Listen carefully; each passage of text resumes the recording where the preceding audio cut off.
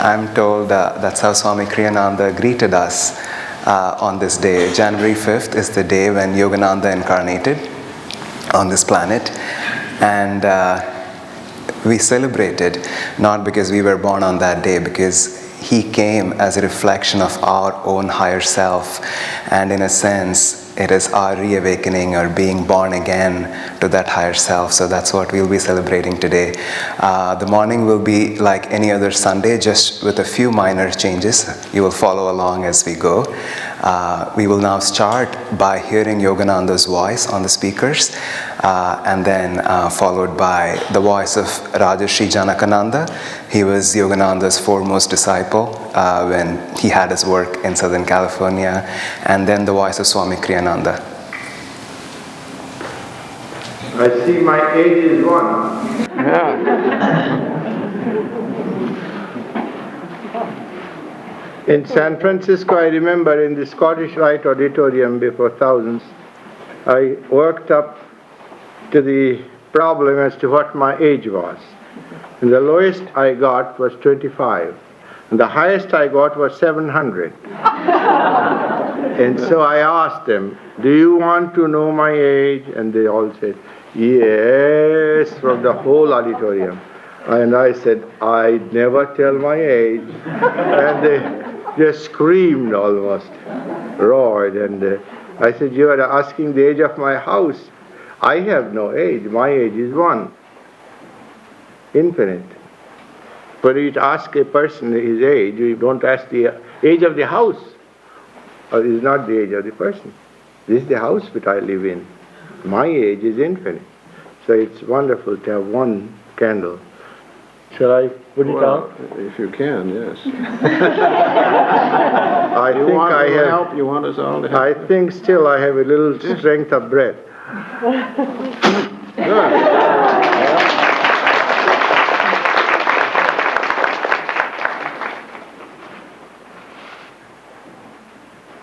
The first birthday, I don't know whose idea it was, but I felt the love behind it, and I thought of Master, so much so that I saw Master sitting there instead of myself.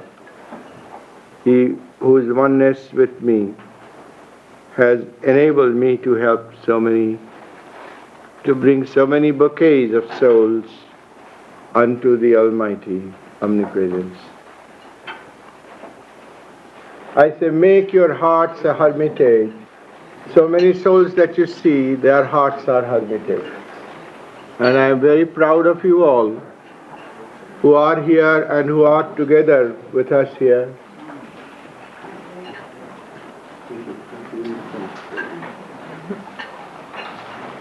You may think that God is invisible and doesn't talk to you. That isn't true. You keep him away, far away from you. Those who think him to be the nearest of the dear, they find him nearest of the near, dearest of the dear. And those who think him far away, they do not find him at all, for he is far away. You close your eyes and the light is gone, right in front of you. You open your eyes, it's there. So is God's omnipresence. He has purposely hidden. Imagine if he had talked to all, he would be pestered to death. I don't think he would like to exist anywhere because he is everywhere. That's why he remains quiet. And to make him talk, you have to give him the third degree of your heart. Then he will talk. And he does talk. If I didn't know, I wouldn't have told you so. He does talk. And he does answer. It is so touching. He is more than human because he has become all human beings. It is foolishness to say that God is not personal. God is very personal. He has become all of us. And when we see him working through everybody. Sometimes a little child will say something and I'll hear his voice. And it is true. Behold him through every niche of space, on every altar of your thought, and he shall behold you. He who watcheth me everywhere, I watch him always. He never loses sight of me, nor I lose sight of him. That's what Bhagavad Gita says. Now we'll hear the voice of Rajarshi, who is Yogananda's successor and foremost disciple. We all, of course, would like to have Master here today, but in the absence of his physical presence, we do feel fortunate to have heard his words and to have felt his presence, because he is with us in spirit. And if you will tune in with him, you will find that you feel that presence. You must feel that presence if you are to realize your oneness with Christ. And now we have an audio clip of Swami Kriyananda speaking on Master's birthday. This is the birthday of that great Master whose life has inspired us and brought us to this path. I met him more than 41 years ago, in 1948, in Los Angeles. It was an earth-shaking experience for me. I had never really expected anything like it.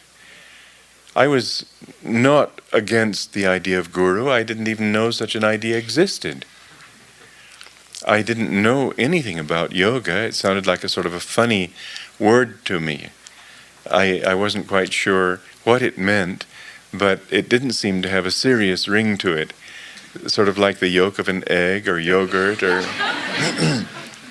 And I didn't know anything about meditation or all these things, except that I had read a book that fanned my desire intensely, because I had reached the point in my own inner growth of feeling that God had to be something that we could attune ourselves to more deeply, that He had to be some consciousness that we could live so close to that our lives would be uplifted by it.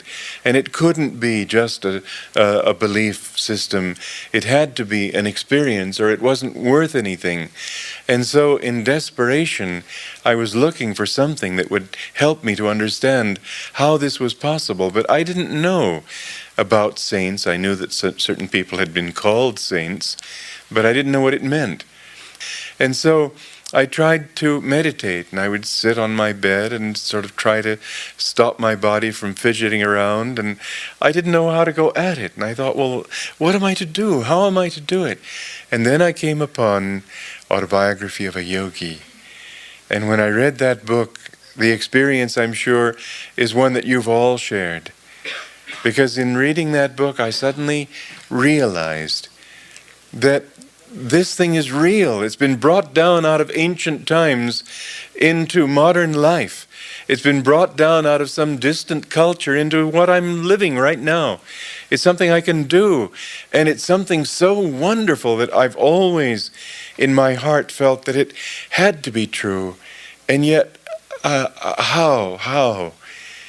Suddenly this one book and this one person made it all possible to me and all real to me. And when I read things like, it was perhaps for you it's been easier, because after all you've grown up exposed to words like yoga and reincarnation and karma, and I imagine you can find the word karma even in our English dictionary now. But in those days it just wasn't heard. And so when I came upon, I think it's page 8, Lahiri Mahashai materializing in a wheat field and saying, Bhagavati, you are too hard on your employee.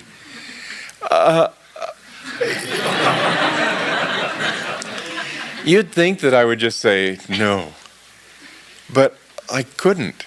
There was something so compelling, so sweet, so full of real feeling, real humility, real devotion, that I felt, well, I can't accept it, but I can't reject it. And I came to things like Babaji living hundreds of years, and I just had to say, well, it's beyond my experience. But whatever this man says, I have to accept. He couldn't possibly be insincere. So I had to put those things on a shelf I couldn't accept them, I certainly couldn't reject them, but I completely accepted him. Shri Yogananda, guide to inner freedom, steal into my heart of hearts, lavish my deed. Shri Yogananda, guide to inner freedom, steal into my heart of hearts, lavish my deed. Shri Yogananda, guide to inner freedom, steal into my heart of hearts, lavish my deed. Shri Yogananda, guide to inner freedom, steal into my heart of hearts, banish my delusion. Let's meditate together now for a few minutes, feeling that Yogananda is meditating with you, right beside you, filling your body cavity with his presence, sitting at the point between the eyebrows. Picture the great master meditating with you and for you.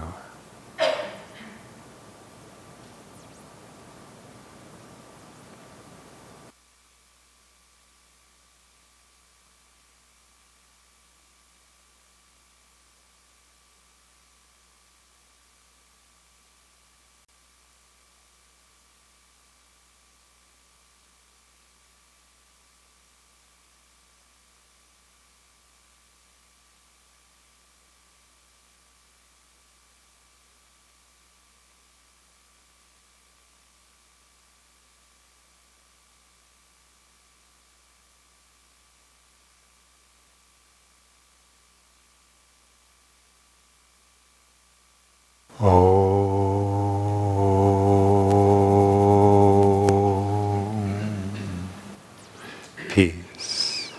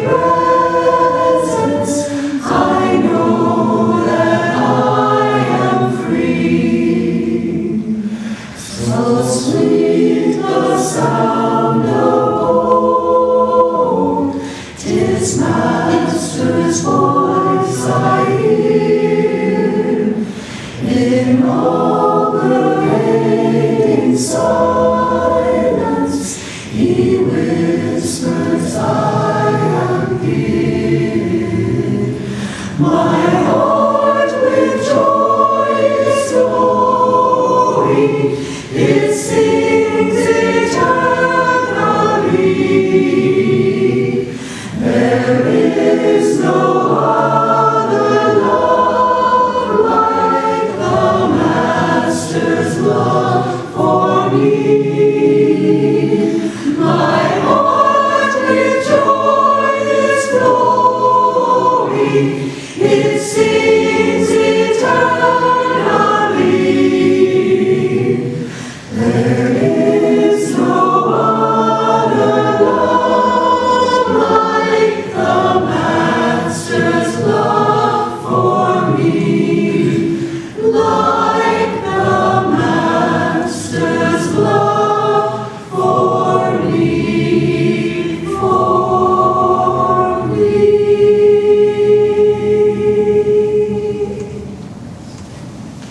in the new path, Swami Kriyananda recalls an instance that he had with Yogananda. This was in the initial months when he had started living in Mount Washington with Master. When I say Master, I'm referring to Yogananda. When Yogananda was speaking, when we heard just a few minutes ago, he was referring to his Guru Sri Yukteswar when he said Master. So Swami Kriyananda was living with Yogananda, and his parents were out of the country. As he describes it, he read the autobiography of a yogi, and he immediately took the next bus from New York to Los Angeles, and he came to meet Yogananda. And his parents were in Egypt at that time. They had left the country. And he had a couple of relatives in the Los Angeles area, Sue and Bud Clevell. And they came to check on Swami. And they came to Hollywood Church to attend a service given by Master, and they had lunch afterwards with Swami and Dr. Lewis and Master and a few others. And Swami writes about this incident in the New Path. And he says Master was such a gracious host, and Sue and Bud were really impressed with how kind he was, how welcoming he was. And clearly, they really liked him as a person. And then he describes a short exchange that he had with Sue after the lunch, where Sue says, "Everything's great, I'm happy you found your teacher and everything's working out for you, but why do you have to call him Master?" None of us are slaves here. It's a free country, why do you have to call somebody that? And Swami gives a lot of explanations. There's a few exchanges that he has back and forth with Sue. And he says, he's not a master in the sense that he's taking decisions for me or that I've given away my free choice. He's master in the sense that he's the master of everything that I'm trying to achieve, what I'm looking for in my life. And they go back and forth, and somehow the conversation ends with just the both of them agreeing to disagree. And knowing how kind Swami was, I'm tempted to assume that perhaps that exchange was even more polarized than what he presented in the New Path. But as I was reading it yesterday, I was thinking, whether it's 1949 or 2020, the questions don't change. They're fairly the same. Why do you have to call somebody a master? We are all free. We think for ourselves. Why do you have to be obedient to somebody else? And when we move through the world just with our rational intellect, just the way we take decisions, and when we price our common sense in the sense that all that we perceive as reality is what we understand through our senses and what our logical brain can perceive, then it is a hard sell to think of somebody as a master. To think of pledging or to think of following somebody, to think of being obedient to somebody else's guidance. But somewhere along the line, all of us have had this experience. There's this tiny inkling of the intuition of the heart that helps us see something that we otherwise are not capable of seeing. We somehow are able to perceive something that we don't fully understand with our rational intellect. I see the picture of Yogananda and I want to read this book, I'm immediately drawn to it. I hear this music and I'm touched in my heart and I really want to take this in. I'm yearning for more of this. And then we start to realize that, there is more to this world than we can see. That there are great saints. There are these great souls that live amongst us. And somehow the key to our own happiness lies in things that these souls have already discovered and what they've come to share. And not only great saints, and there are, incarnations of people who are so completely free, who are sent by God to guide us, to help us. And that, when we recognize that light which has come to help us, then it's not something we are thinking about. It is the most natural instinct of the human heart to adore, to respect, to honor, to look for that guidance, to attune to that consciousness. And then it starts making sense to us why we would call somebody a master, why we would look up to somebody in that way of trying to attune to their consciousness, helping us find our own way in our life. I think of myself as somebody of fairly intellectual persuasion, or at least I used to be. The word I think of is mental. I read the autobiography, I think, 11 years ago. I was trying to calculate yesterday. And I was deeply, deeply touched by that book. I would say that was perhaps the most significant time in my life where I had that experience. And, about 9 or 10 years ago, I moved to the US. I did not come to California. I first came to the Midwest. I came to grad school, and I was there for a year before I moved here. And even by then, I was so drawn to that book and so deeply touched by that experience of reading the autobiography that I was completely convinced that Yogananda was my guru. I wanted to meditate. I had a fairly regular meditation practice. I was meditating every day. I was rather proud of it, and which is an indication that I needed a correction. And so everything was going well for me. But I have to say I had never met, I had never had more than a 5-minute conversation with anybody, any devotee, anybody who was following Yogananda's teachings. I was just doing all this by myself. And I came to the US, and somehow life took some sharp turns. I was in grad school. It was just a new country. I was trying to do a lot of credits to do my coursework and graduate soon. And I had a 15-hour job. It was just overwhelming. And I can only say that my meditation practice was very far from what I would consider as being ideal. And there are only 2 spiritual things I brought from India in my bags, and one of them was a picture of Master that you call Last Smile. Actually, this is the picture. I framed it some time back, and I wanted to put it on the altar because I was decorating the altar yesterday. And I set up my room. I got an apartment. I was living with some friends, and right next to my bed, I had this picture. I put it on the wall. I used Scotch tape and everything, and I set up my altar. And I had 2 pictures. One was a picture of Master, and another smaller picture of Babaji. And I was trying to keep up my meditation practice, but obviously, as I was saying, it was not going as well as I wanted it to. But I do recall occasionally, when I had, perhaps when I had 8 hours of sleep, or when I was just calmer and more centered, I would just open my eyes after a half an hour or 40 minutes of meditation. I would look at that picture, and I would think, this passing thought in my head, this picture is so beautiful. How could this be so beautiful? These eyes, this face. What is it that's so radiant with this picture?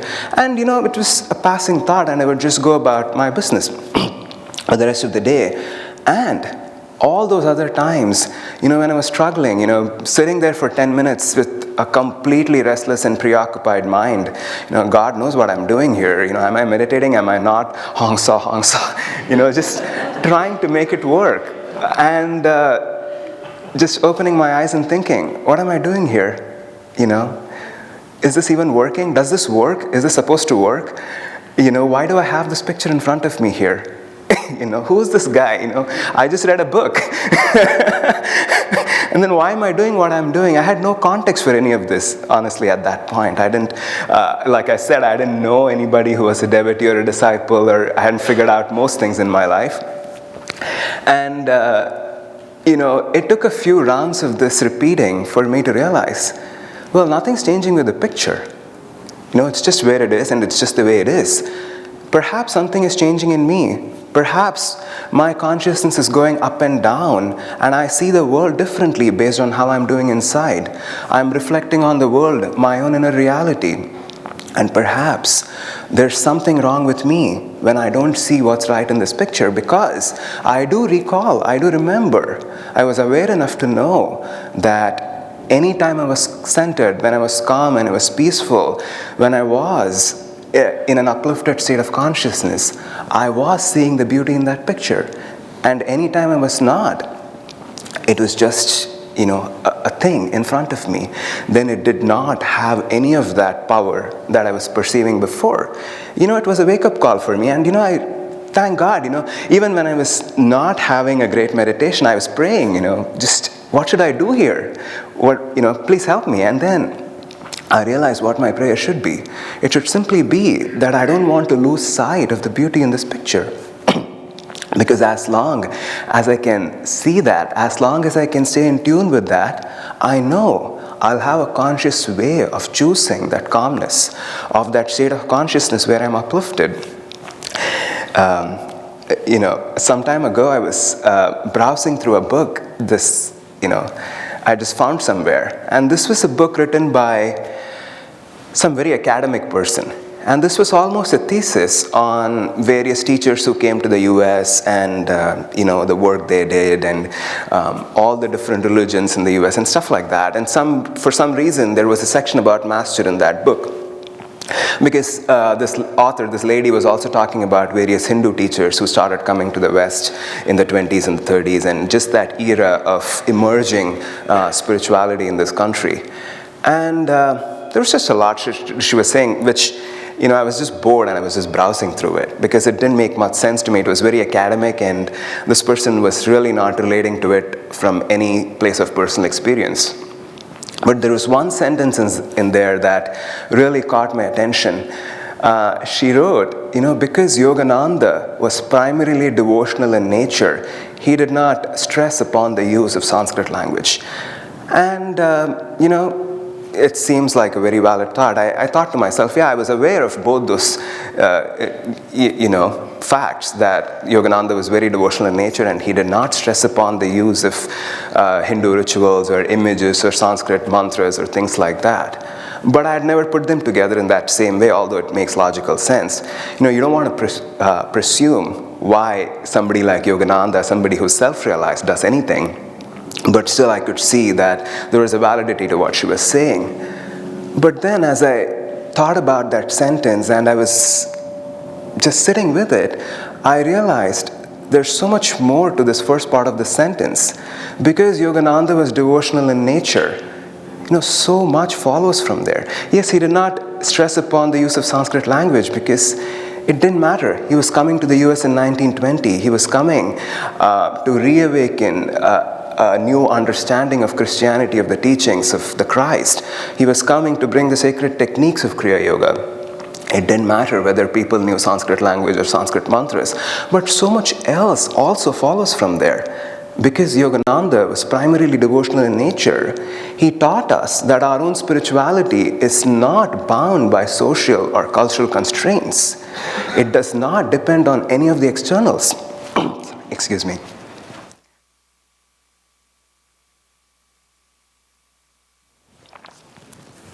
Because Yogananda was primarily devotional in nature,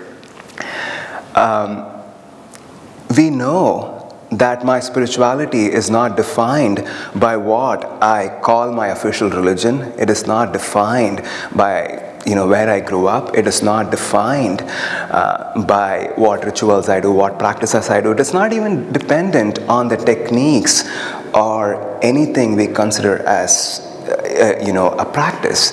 Even those techniques and all the meditation practices that we follow with a lot of discipline that Yogananda taught us are only they're useful in only as much as they take us closer in our own understanding of that divine reality and how much we're able to open our heart. Because Yogananda was devotional in nature, we know that my spirituality is simply that. It is my connection with the divine and how much I'm able to open my heart in that connection. And that's really what Yogananda came to do.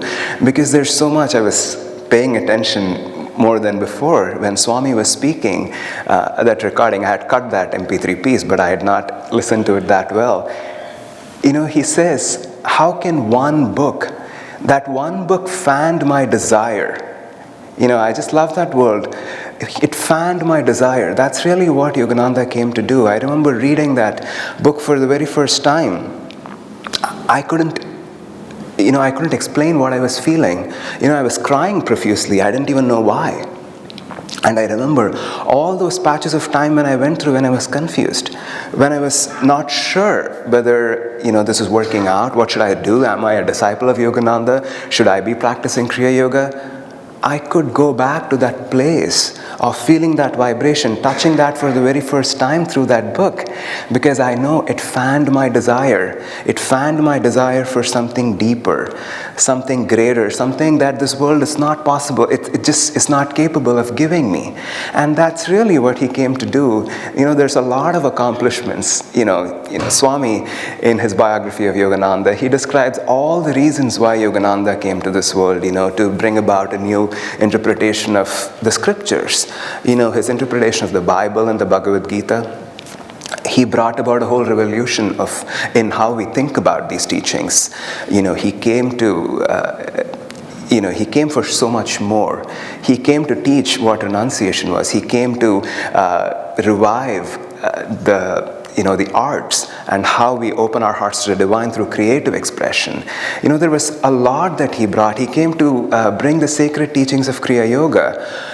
He came to teach us that religion has to be grounded on inner communion, not based on outward ritual. But more than all of this, Yogananda came to show us, to fan that desire, to show us that it is possible for us to develop that deep personal connection with the divine.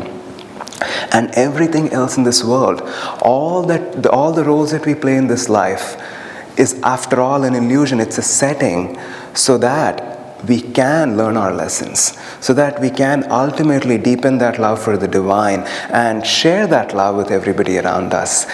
A lot of us have experiences. Yogananda was not just a teacher. He was so much more than that.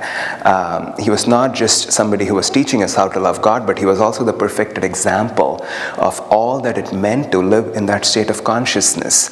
And the way we practice his teachings, the way we tune into his consciousness, is not through the rational intellect, but by attuning to his vibration.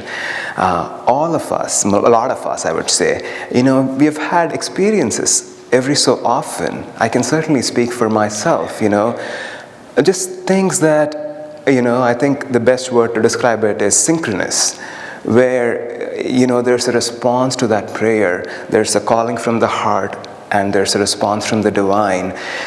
And I think of all those instances in my own life where, over the last many years, through that experience of the divine, through instances in my own life, I've come to learn, to come to realize, to strengthen my own faith in what I'm practicing. And what Yogananda taught us is that power of the heart, to be able to draw the divine closer to us, to be able to work on our own salvation, which is simply deepening our connection with the divine, to love God more deeply. Swami Kriyananda, in Conversations with Yogananda, he recalls an incident where this man came to Master with a lot of intellectual questions. He was just burning with so much doubts and so many questions that he wanted to ask Master. And this is a very unusual exchange that Swamiji describes, where this man would ask a question and Yogananda would simply say, "Love God." And then as he kept asking more and more questions, Yogananda would just say, "Love God," and his voice got louder and louder as this person kept asking more questions. Thankfully, we are not working directly with a teacher who can only give us so much. We had Swami Kriyananda, who was able to clarify and explain what Yogananda brought. But that's really what Yogananda could give that person. And in a sense, that's really what he was giving in essence to all of us. He was giving to all of us that key that we hold in our own hearts to be able to draw that divine closer to us. All these experiences, anything that you have felt in your own life, anytime you feel the presence of the divine, it is possible, it happens only because there is a call in our own heart through which we draw the divine closer to us. We hold that power in our heart. And Yogananda came to fan that desire.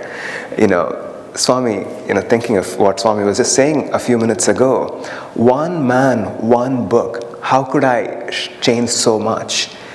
I couldn't accept any of those things that he was saying.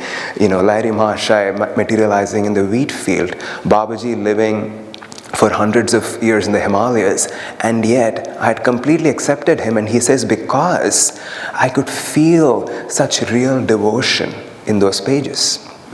you just know that this man cannot be insincere. I came across this article in the LA Times from 1925, which I shared in an email I sent out. And I was reading that article. This was a reporter who perhaps had nothing to do or no particular interest in Eastern philosophy or everything that was happening at that time in Los Angeles, that whole scene of New Age spirituality. But then, he writes, I'm not sure if I quoted this sentence in my letter, I'm perhaps paraphrasing a little bit, but he almost says these exact words. He says, what the Swami did not have in terms of, command over language or the pomp or, that ability to, command a stage, he made up for it in his sincerity.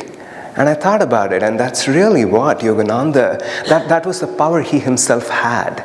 Because that sincerity and the devotion that he was able to bring through his vibration, that touched so many people. Nowadays we talk about, when we recall Yogananda's life and we read literature from the past, you talk about Yogananda having all these demonstrations of miracles on stage, of how, thousands of people would attend his talks and so many people, he would perform feats that, about holding his heartbeat or, displays of strength that seemed far from human. And certainly he did all that, but I think for the historians, if you were to go back and think or look at it, you would see that during that time in the US in 1920s and the 30s, it was not uncommon. There were so many teachers. There were so many, I could quote names from whatever I've read, but it doesn't even matter because none of us were alive during that time and we probably wouldn't recognize or know. But, evangelism and, that kind of preaching and speaking to tens of thousands of people was just a thing that happened during those times. Yogananda entered the scene and he was tuning into what was happening and doing whatever it was that he needed to do to awaken people.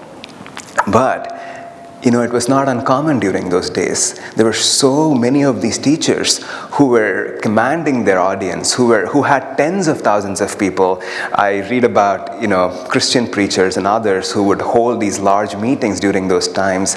And, just being able to have that kind of power, and people were receptive. The West Coast in Los Angeles, especially during that time, as historians talk about it, people were very, very receptive to these type of things there. But I'm not sure how many birthdays we celebrate.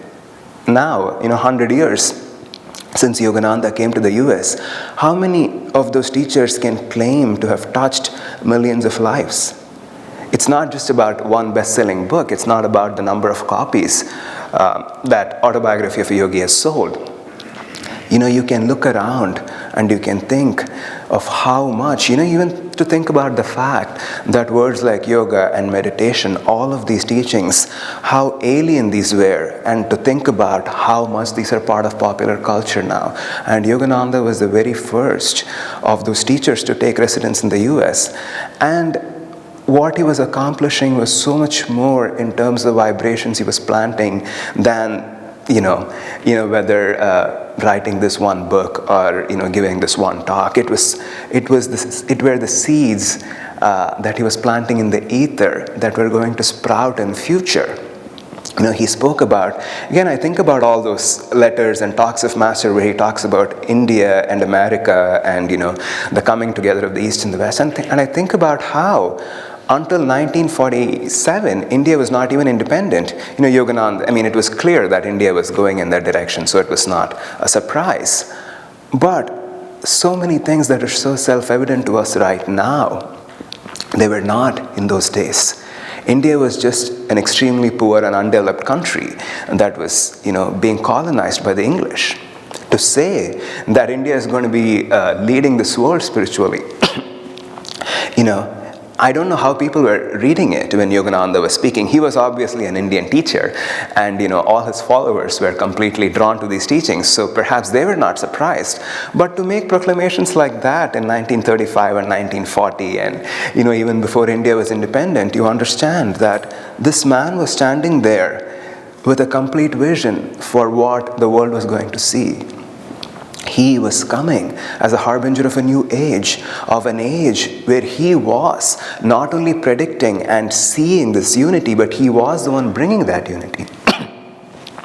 And his presence, his coming to the US, was not just a mission for one organization or one set of disciples or one group or other, but simply for this entire planet, for a new age of how people are going to perceive spirituality, how people were going to define their own personal practice and relationship with God. And he came, and he was coming. His mission was to reawaken and bring all of that, to set that in motion, because not all of this happened during his lifetime. Yogananda passed away, 60, 70 years ago.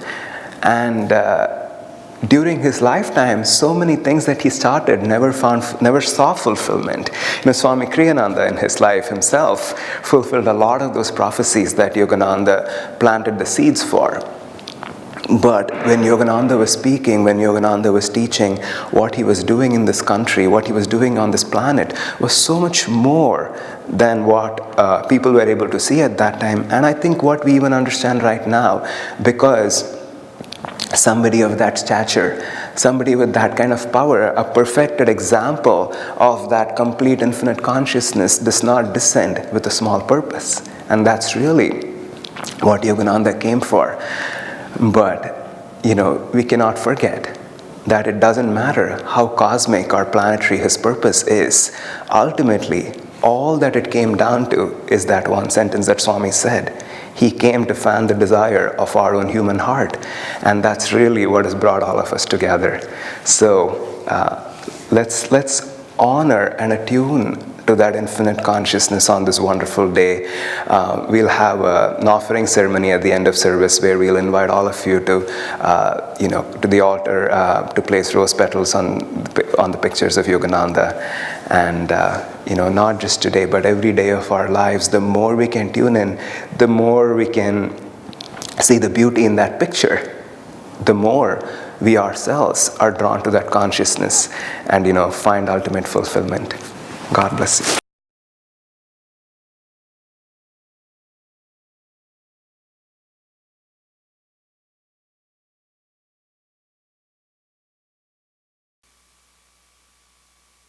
I'm going to be sharing a song right now with all of you. This is originally a piece that those who are trained in classical music might know. It's called Liebeslied. It's a piece that's played on the violin. It was composed for it. And Yogananda rewrote the words for this song. And he called it Divine Love Sorrows. That's what we'll share now.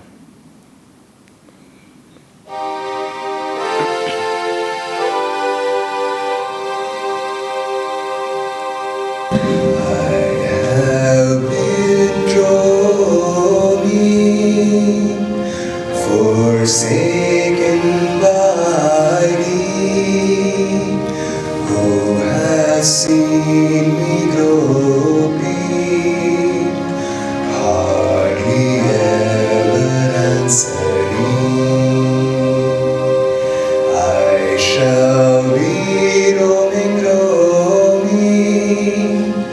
bursting all boundaries of heart, evermore moving toward thee, to thy vast and throbbing heart. Come thou to me, O Lord, oh, come at last to me. Centuries and centuries I have waited now for thee. Through endless incarnations I've called out for thy name, searching by the streamlets of all my silvery dreams.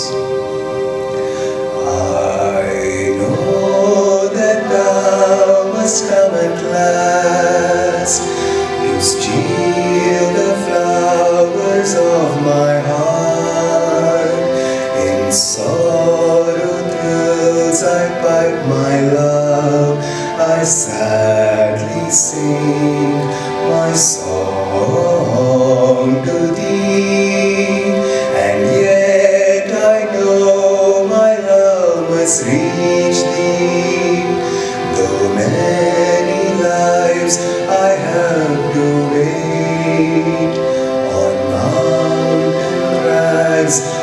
my devotion,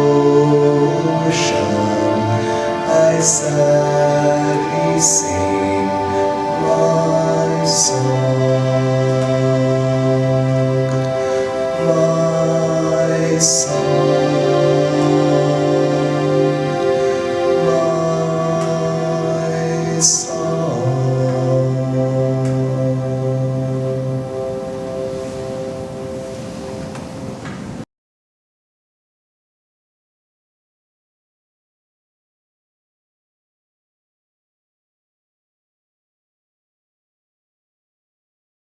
Raise your hands and feel the power of God's love flowing through you as we send that love out to true seekers everywhere.